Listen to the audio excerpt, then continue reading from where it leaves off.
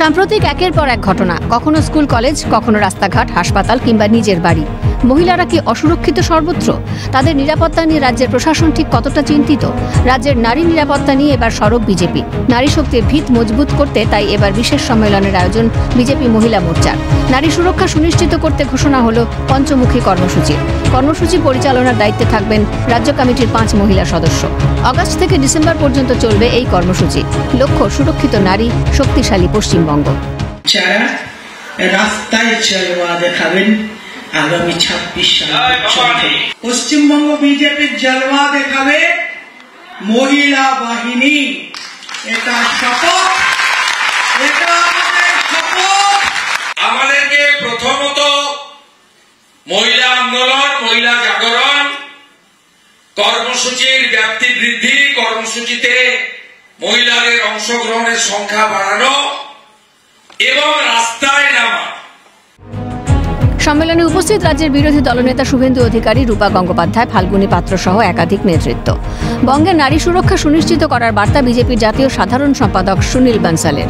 কর্মসূচির প্রথম পর্যায়ে রাজ্যের নারী নির্যাতন এবং নিরাপত্তা বিষয়কে সামনে রেখে হবে প্রতিবাদ। দ্বিতীয় স্তরে কর্মসূচির সঙ্গে যুক্ত করতে হবে বিভিন্ন বেসরকারি সংস্থায় কর্মরত মহিলাদের। জনসংযোগ বাড়াতে হবে স্বনির্ভর গোষ্ঠীগুলির মহিলাদের সঙ্গে। कि मिनिमम हर मंडल में एक 50 महिला कार्यकर्ताओं की टीम, अगर 50 महिलाओं की एक टीम महिला मोर्चा की बनती है तो आज 50,000 से ज्यादा एक सक्रिय महिला कार्यकर्ताओं की टीम पूरे पश्चिम बंगाल में बनेगी। আগামী দিনে প্রতি মণ্ডলে 50 জন করে মহিলা কার্যকর্তার টিম তৈরি হবে।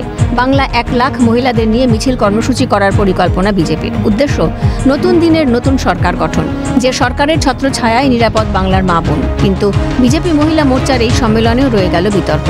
সোশ্যাল মিডিয়ায় বিস্ফোরক অভিযোগ বিজেপি নেত্রী ভারতী ঘোষের। এই নারী শক্তি সম্মেলনে নাকি আমন্ত্রণ জানানো হয়নি তাঁকে। এই ঘটনা কি অনিচ্ছাকৃত ত্রুটি নাকি বিভাজনের পরিকল্পনা? জল্পনা উস্কে দিলেন স্বয়ং ভারতী ঘোষ।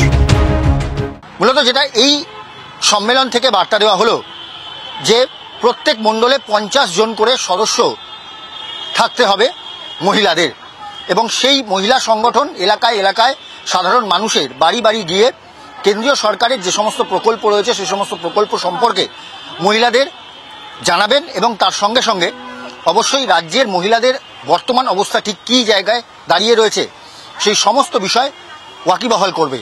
ক্যামেরায় কিশোরের সঙ্গে প্রদীপ বন্দ্যোপাধ্যায়, ক্যালকাটা নিউজ, কলকাতা।